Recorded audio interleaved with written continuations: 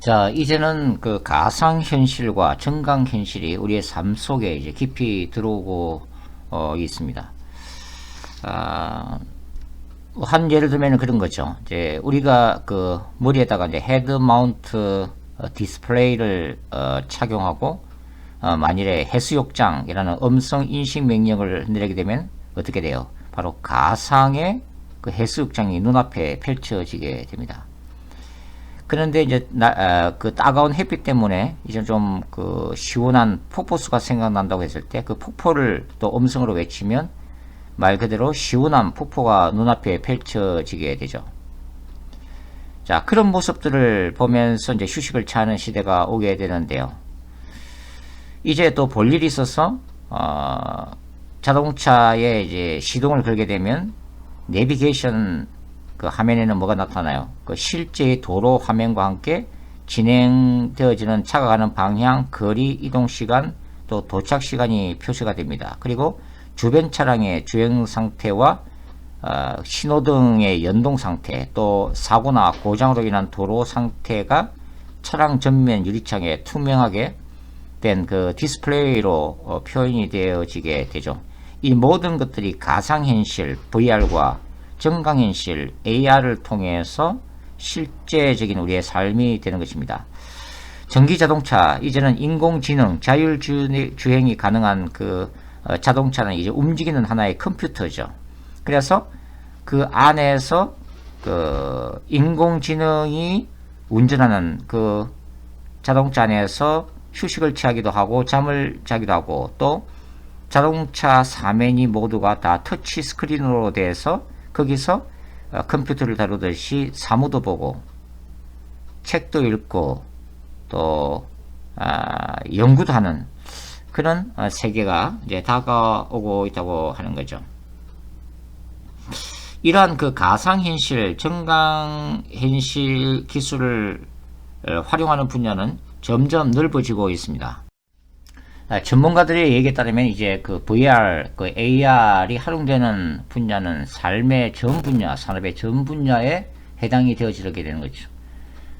게임을 할 수도 있고, 또 동영상도 할 수 있고, 그 다음에 영화, 그 다음에 자동차, 커뮤니티, 테마파크, 교육, 의료, 뭐 항공, 그 외에 무궁무진하게 이제 가상현실이 적용이 되어지게 됩니다.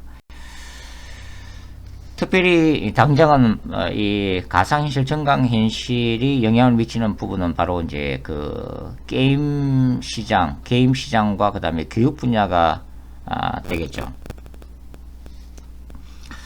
우리가 그 테마파크에 가기 위해서 힘들게 차를 타고 또 오래 기다려서 티켓을 끊고 그 다음에 수많은 사람들 가운데 놀이기구를 타던 그런 모습들이 이제는 집 근처에 있는 그 VR방이나 또 VR 테마파크, 또 집에서 VR 헤드셋을 쓰고서 시뮬레이션을 보면서 얼마든지 즐길 수 있는 그런 시대가 된 거죠.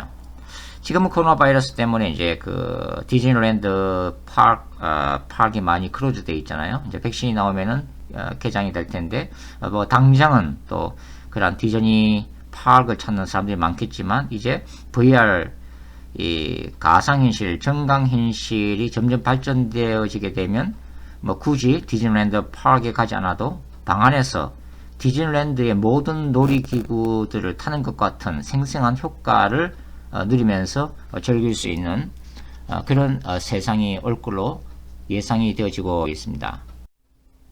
전문가들은 이 가상현실, 특별히 이제 증강현실 AR 시장이 급속도로 늘어날 것으로 이제 보고 있습니다.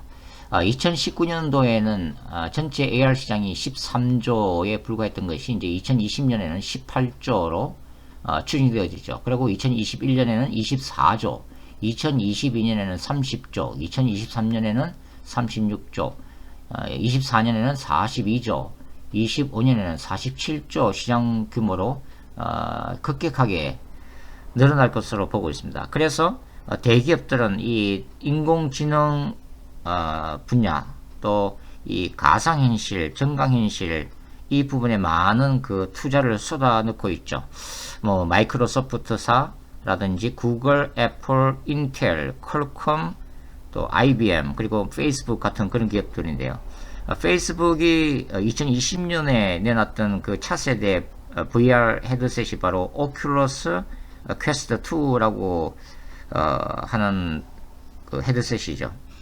게임을 즐기기 위한 것인데요. 이것을 쓰고 게임을 생생하게 즐길 수가 있게 되는 거죠. 특별히 이제 페이스북에 따르면 지금은 그 코로나 바이러스 시대를 거치면서 많은 기업들이 재택근무 시스템으로 돌아서고 있어서 회의를 할 때 우리가 줌을 사용하죠. 온라인 회의를 위해서 줌을 사용하고 있는데요. 앞으로는 이러한 그 VR 헤드셋을 쓰면 바로 집안에서 모든 업무를 컴퓨터가 눈앞에 펼쳐지는 그 가상 스크린을 터치하면서 집안에서 업무를 보게 되는 그런 시대를 예고하고 있다고 합니다. 자, 가상현실이나 증강현실이 그 게임 시장을 통해서 더욱더 이제 확산되게 되는데요. 이제는 여러 사용자가 하나의 게임에서 가상현실 속에서 서로 협력해서 게임을 즐기는 그런 그 시대도 지금 이제 점차 다가오고 있는 것이죠. 가상현실을 통해서 메시지를 전달하게 됩니다.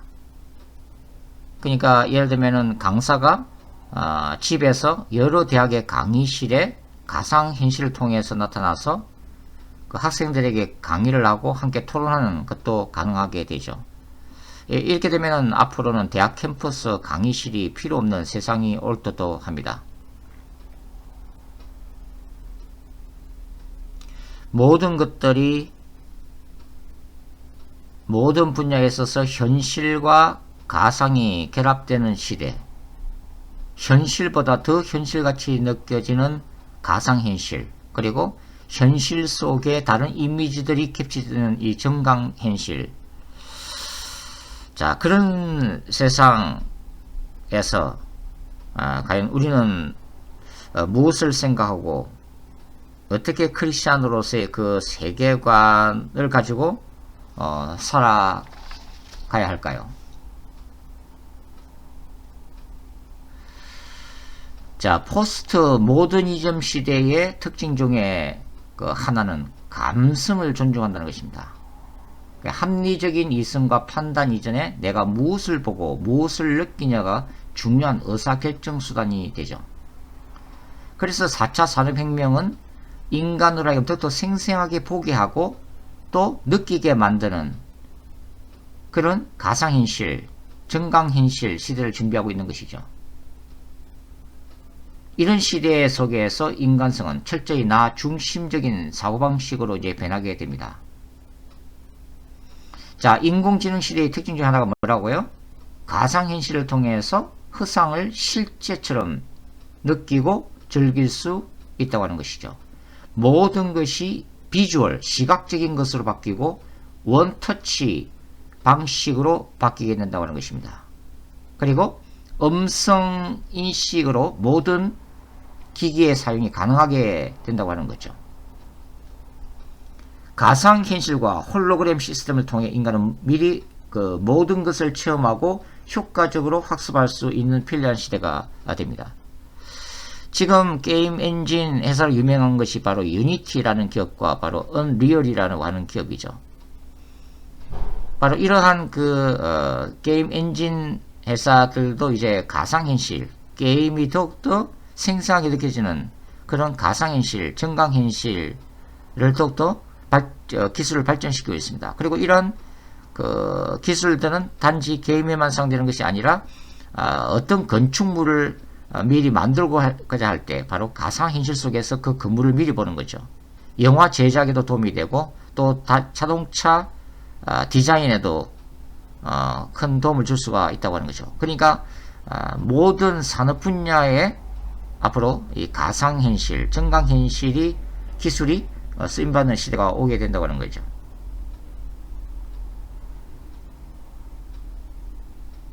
전문가들은 그 완전 몰입형 가상현실이라고 말하는 시대가 온다고 합니다. 뭐 2030년경에는 이것이 실행 가능하다고 하는데요. 즉 가상현실이 진짜보다 더 진짜처럼 느껴지는 시대라고 하는 것입니다. 이렇게 되면 어떻게 돼요? 현실과 가상현실 구분이 어렵게 되는 거죠. 여러분 성경을 읽어보시면 계시록 13장에는 그 땅에서 올라오는 거짓 선지자가 엘리야의 기적을 모방해서 많은 사람들 앞에서 불이 떨어지게 하고 짐승의 우상으로 하여금 인간처럼 말을 하게 하는 기적을 행함으로써 사람들로 하여금 사탄과 적그리스도를 숭배해야 할 것임이 예고되어지고 있습니다. 저는 이제 계시록 13장이 실제로 이루어질 거라고 믿고 있는데요. 그러나 이것들이 이제 가상 현실 속에서도 가능하다고 하는 거죠. 즉 실제로 하늘에서 불이 떨어지는 것처럼 보이게 하고 심지어는 떨어지는 불의 그 열기가 느껴지게끔 하는 완전 몰입형 가상 현실도 가능하다라고 하는 것입니다. 그러니까 마지막 때가 되면 하나님이 일으키시는 초자연적인 기적도 많을 것이고 사탄이 일으키는 그런 거짓 기적들도 많겠지만 또한 가상현실을 통해서 이와 유사한 그런 기적처럼 보이는 일들도 많아질 거라고 추측을 할 수가 있습니다. 제가 기독교 세계관을 일하면서 그 기독교 세계관의 그 핵심 중에 또 하나인 그 초자연적 세계관에 대해서 제가 지금까지 강조를 좀 해왔는데요. 마지막 때가 될수록 저는 제4차 산업혁명, 인공지능 시대, 가상현실, 증강현실의 시대가 될수록 저는 기독교의 초자연적 역사들이 더욱더 많이 일어날 것이라고 보고 있습니다. 최근에는 그 이슬람권이나 이 유대교, 이스라엘에서 무슬림들이나 또 유태교인들이 꿈에 나타난 예수님이나 천사들의 계시를 받고 개종한 사례가 보고된 바가 있죠. 미국 캘리포니아의 한 잡지는 그 600명의 무슬림 배경을 가지고 있는 그리스도인들을 조사한 결과 4분의 1 정도는 꿈과 환상이 자신들이 무슬림에서 또 유대교인에서 기독교인으로 개종하는 데 중요한 역할을 했다고 보고를 한 바가 있습니다. 플러 신학교의 우드베리 교수 외 2명이 기독교로 개종한 무슬림 750명을 대상으로 조사한 보고서가 있는데요. 거기도 보면 그들이 개종한 이유 중에는 기도의 응답과 치유에 나타난 하나님의 능력, 특별히 악령으로부터 해방을 받은 것, 그리고 환상과 꿈에 의한 계시도 상당수 포함되어 있다는 것을 우리가 볼 수가 있습니다. 저는 바로 이러한 인공지능 시대, 가상현실, 증강현실 속에 저는 요엘 2장의 말씀이 번복적으로 성취될 것이라고 저는 믿고 있는데요. 한번 성경을 보도록 하겠습니다. 자, 우리 구약성경 한번 찾아보도록 하죠. 자, 구약성경 요엘서를 찾겠습니다. 구약성경 요엘서, 제 성경은 1273페이지에 있습니다. 구약성경 1273페이지에 있습니다. 자, 요엘서 2장 한번 찾아보도록 할게요. 자, 요엘서 2장 28절부터 32절 말씀을 같이 읽겠습니다. 요엘서 2장 28절부터 32절 시작. 그 위에 내가 내 영을 만민에게 부어주리니 내 자녀들이 장래의 일을 말할 것이며, 장래의 일을 만드는 게 바로 예언하는 거죠. 너희의 늙은이들은 꿈을 꾸며 너희의 젊은이는 이상을 볼 것이며 비전, 환상을 볼 것이라고 하는 것입니다. 그때에 내가 또 내 영을 남종과 여종에게 부어줄 것이며 내가 이적을 하늘과 땅에 베풀리니 곧 피와 불과 연기 기둥이라. 여호와의 크고 두려운 날이 이르기 전에 해가 어두워지고 달이 핏빛같이 변하려니와 누구든지 여호와 이름을 부르는 자는 구원을 얻으리니 이는 나 여호와의 말대로 시온산과 예루살렘에서 피할 자가 있을 것이며 남은 자 중에 나 여호와의 부름을 받을 자가 있을 것임이니라. 자, 여기 요엘 2장 28절부터 32절은 굉장히 중요한 구절입니다. 특히 마지막 때에 하나님이 일으키실 초자연적인 역사, 기사와 표적, 은사들, 성령의 강한 역사들, 부흥과 관련해서 굉장히 중요한 단락인데요. 이 말세에 하나님은 영을 모든 사람에게 부어주시겠다고 약속을 하고 계시죠. 자, 구약시대에서는 이 성령의 임하심이 특정한 사람들에게, 특별히 선지자들에게 임했죠. 선지자들에게. 그래서 선지자들이 꿈을 꾸고 또 환상을 보고 하나님의 음성을 듣고 하나님의 메시지를 이스라엘 백성들한테 전했습니다. 그런데 이 구약에서 이 선택받은 선지자 계급에만 특별히 임했던 성령이 마지막 때가 되면 모든 만민에게 성령이 임할 거라고 하는 거죠. 그리고 성령이 임하면서 하나님의 초자연 역사가 일어나는데 그것이 뭐냐면 바로 자녀들이 예언이 임하고 또 늙은이들이 이 시대에 하나님의 꿈을 꾸기 시작하고 또 젊은이들이 환상을 보게 될 거라고 하는 거죠. 그러니까 이것은 30절에 보면은 이적을 하늘과 땅에 베풀리니 곧 피와 불과 연기 기둥이라고 하는데요. 이 피는 뭡니까? 바로 모세가 나일강에 물을 하나님의 능력으로 피로 변하게 만들었던 기적사건이죠. 불과 연기 기둥은 뭡니까? 이스라엘 백성들을 만나기 위해서 시내산에 하나님이 불과 연기, 천둥, 벼락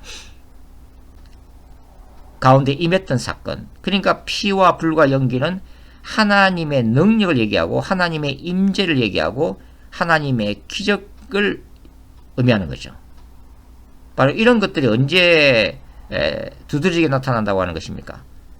여호와의 크고 두려운 날이 이르기 전에 해가 어두워지고 달이 핏빛같이 변한다. 이거 바로 예수님의 재림 사건이죠. 예수님이 재림할 때 하늘과 땅은 바로 이러한 천재지변, 우주적인 징조가 나타난다고 하는 것입니다. 그 예수님의 재림이 있기 전에 바로 하나님은 하나님의 나라를 확장시키기 위해서 어떻게 하세요? 그분의 백성들에게 성령을 충만히 부어준다고 하는 것입니다. 이때의 성령은 우리가 예수님 믿을 때에 우리 안에 내주하시는 생명 주시는 그 구원의 역사로서의 성령이 아니라 우리에게 하나님의 일을 하도록 능력 주시는 그런 측면에서의 성령의 기름 부으심을 얘기하는 거죠. 성령이 부어질 것이다. 자, 이제 한번 신약성경 한번 또 찾아보겠는데요. 자, 신약성경은 누가복음을 한번 찾도록 하겠습니다. 누가복음. 사도행전을 찾겠습니다. 사도행전을 찾겠습니다. 사도행전 2장을 찾아보죠. 사도행전 2장. 우리가 잘 아는 사건이죠. 오순절 사건입니다. 사도행전 2장.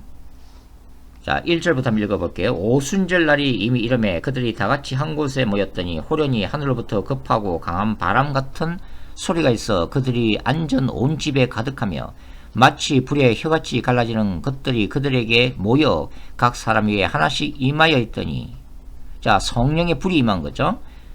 그들이 다 성령의 충만을 받고 성령이 말하게 하심을 따라 다른 언어들로 말하기를 시작하니라. 방언이 이제 열리는 것을 얘기를 하고 있죠. 자, 이 오순절 사건, 성령의 불이 임하고 성령의 충만함을 120명의 제자들이 받게 되는데요. 바로 이것을 경험한 베드로가 바로 각지에서 모여든 디아스포라 유대인들을 대상으로 설교를 하게 되는데요. 그것이 이제 2장 14절에 이제 기록이 되어 있죠. 특별히 이제 16절부터 한번 읽어보겠습니다. 이는 곧 선지자 요엘을 통하여 말씀하신 것이니 일렀으되 하나님이 말씀하시기를 말세에 내가 내 영을 모든 육체에게 부어주리니 너희의 자녀들은 예언할 것이요 너희의 젊은이들은 환상을 보고 너희의 늙은이들은 꿈을 꾸리라. 그때 내가 내 영을 내 남종과 여종들에게 부어주리니 그들이 예언할 것이요. 19절 또 내가 위로 하늘에서는 기사를 아래로 땅에서는 징조를 베풀리니 곧 피와 불과 연기로다. 주의 크고 영화로운 날이 이르기 전에 해가 변하여 어두워지고 달이 변하여 피가 되리라. 누구든지 주의 이름을 부르는 자는 구원을 받으리라 하였느니라. 자, 베드로가 지금 뭘 인용하고 있는 거예요? 우리가 읽었던 요엘 2장을 지금 인용하고 있는 거죠. 자, 그러면은 성령이 임하시는 것이 마지막 때인데 그 마지막 때가 바로 오순절 사건으로 교회가 시작되는 그 시점이 바로 종말의 시작이라고 하는 것이다. 마지막 때의 시작이죠. 그 마지막 때의 시작 시점에서 성령이 임한 사건. 그래서 오순절에 성령의 불이 임해서 성령의 충만함을 받은 바로 이 사건을 베드로는 바로 요엘 2장이 성취되기 시작한 때라고 지금 보고 있는 거죠. 그리고 또 요한계시록 한번 읽어보겠습니다. 자, 요한계시록 11장을 찾도록 하겠습니다. 요한계시록 11장. 요한계시록 11장, 여러분들이 잘 모르는 본문인데요. 요한계시록 11장. 11장 3절부터 한번 읽어보겠습니다. 요한계시록 11장 3절. 내가 나의 두 증인에게 권세를 주리니 그들이 굵은 벼슬을 입고 1260일을 예언하리라. 자, 두 증인이 마지막 때 예수님의 재림을 준비하면서 바로 회개 메시지를 1260일 동안 예언한다고 되어 있죠. 그들은 이 땅에 주 앞에 서 있는 두 감람나무와 두 촛대니 만일 누구든지 그들을 해하고자 하면 그들의 입에서 불이 나와서 그들의 원수를 삼켜버릴 것이요 누구든지 그들을 해하고자 하면 반드시 그와 같이 죽임을 당하리라. 6절 보세요. 그들이 권능을 가지고 하늘을 닫아 그 예언을 하는 날 동안 비가 오지 못하게 하고 또 권능을 가지고 물을 피로 변하게 하고 아무 때든지 원하는 대로 여러 가지 재앙으로 땅을 치로다. 자, 하늘을 닫아 그 예언하는 날 동안 비가 오지 못하게 하고, 이거 누가 했던 사역이요? 바로 엘리야가 갈멜산에서 했던 사역이죠. 3년 6개월 동안 비 오지 못하게 했던 바로 그 산에서 기도함으로 하늘을 열고 비가 쏟아지게 만드는 일을 했죠. 그 다음에 권능을 가지고 물을 피로 변하게 하고, 이게 누구 사역이에요? 바로 모세의 사역이죠. 나일강을 피로 물들이는 사건. 그러니까 이 두 증인은 바로 마지막 때에 예수님의 재림을 준비하기 위해서 하늘로부터 능력을 받아서 모세와 엘리야와 같은 기적들을 행하게 될 거라고 하는 것입니다. 예수님의 재림 직전에 일어날 일이죠. 자, 그래서 이 요엘 2장은 사도행전 시대에 성취되어지고 지금도 기독교 2000년 동안의 그 영적인 부흥의 역사를 통해서 이루어지고 마지막 때의 두 증인을 통해서도 이루어지는데, 자, 제4차 산업혁명, 인공지능 시대, 가상현실과 정강현실이 극도에 달하는 이 시기에도 바로 요엘 2장이 성취되어질 거라 하는 것입니다. 즉 하나님이 말씀하신 피와 불과 연기, 자녀들이 예언을 하고 늙은이들이 꿈을 꾸고 그 다음에 젊은이들이 환상을 보게 될 거라고 하는 것이죠. 가상현실, 정강현실은 현실보다 더 생생하게 느껴지는 그 가상현실 속에서 사람들이 살아갑니다. 그런 현실 속에 살아가는 사람들에게 예수 그리스도의 복음을 전하기 위해서 하나님은 놀라운 기적들을 베풀게 될 거라고 하는 거죠. 즉 가상현실보다 더 생생한 환상을 보게 하실 거라고 하는 거죠. 그리고 그들이 기도할 때에 하나님이 그들의 손을 통해서 기적을 일으킬 수 있는 놀라운 능력을 부어주실 거라고 하는 것입니다. 그리고 그들이 꿈을 꾸게 될 거라고 하는 거예요. 모든 인류가 4차 산업혁명, 이 땅의 인본주의적 유토피아를 꿈꾸는 그 시대에 성령을 받은 하나님의 백성들은 뭘 꿈꿔요? 바로 하나님이 원하시는 하나님의 꿈을 꾸게 될 거라고 하는 것입니다. 그것은 바로 이 땅에 세워질 바벨탑과 같은 인본주의 유토피아가 아니라 예수 그리스도를 통해서 이루어질 영원한 유토피아, 그 놀라운 천국에 대한 소망의 꿈을 꾸게 될 거라고 하는 거죠. 그러니까 4차 산업혁명의 시대에 이제는 성령의 불이 임할 거라고 하는 것입니다. 하나님의 말씀을 붙들고 하나님의 백성들이 기도할 때 하늘문이 열리고 놀라운 초자연적인 기적과 표적이 나타나서 인공지능을 신으로 삼고 가상현실, 정강현실 속에 빠져있는 그들을 통해서 그들에게 바로 복음을 전하고 기도해 줄 때 그들의 영의 눈이 열리고 영의 귀가 열려서 더 놀라운 세계를 보게 할 거라는 것입니다. 그래서 이 초과학 시대, 인공지능 시대에는 바로 초자연적 역사들이 두드러지게 일어날 것이다. 초자연적인 세계와 인공지능 시대가 병행되게 될 거라고 하는 것입니다. 우리가 기다리는 것은 바로 마지막 때의 영적 부흥입니다. 인공지능이 인간의 마음을 붙드는 그 시대에 바로 하나님이 일으키실 영적인 부흥의 역사. 그래서 마지막 때 이스라엘이 돌아오고 수많은 불신자들이 과학을 신으로 섬겼던 수많은 사람들이 예수께로 돌아오는 놀라운 일들이 벌어질 거라는 거죠. 그래서 우리는 복음을, 이 말씀을 전하는, 진리를 전하는 트루스 엔카운터, 진리 대결에서 승리해야 될 뿐만 아니라 바로 많은 크리스천들이 하늘의 능력과 권세와 성령의 기름 부으심을 받아서 기사와 표적으로도 그 복음을 전가할 수 있는 능력 전도, 파워 에반젤리즘에서도 승리해야 한다고 하는 것입니다. 예수님이 재림하시기 전에 수많은 영혼들이 그리스도께로 들어오는 그 부흥의 역사를 우리는 기대하고 있죠. 자, 가상현실이 일반화된 세계에서도 주님은 그분의 잃어버린 영혼들을 찾으실 것이라고 하는 것입니다. 잃어버린 하나님의 형상과 진리에 목마른 영혼들이 복음에 응답할 것이라고 하는 거죠. 마지막 부흥의 역사가 일어날 거라고 하는 것입니다. 계시록 11장 13절에는 두 증인을 통해서 바로 이스라엘의 부흥의 역사가 일어날 것을 예고하고 있죠. 그러니까 가상현실이나 홀로그램이 도무지 흉내낼 수도 없는 참되고 강력한 성령 역사가 전 세계에서 일어날 거라고 하는 것입니다. 예수 그리스도의 재림 직전에 이 땅에 일어날 강력한 대부흥 역사를 우리는 기다리고 있습니다. 바로 요한계시록 7장에서 밤모섬에서 사도 요한이 본 환상 중에 하나, 바로 이 지구상에서 일어날 종말론적인 구원을 받은 수많은 무리들에 대한 요한의 환상, 우선 우리가 그것을 기대하고 있는 거죠. 계시록 7장 9절부터 10절 두 절 제가 읽어드리겠습니다.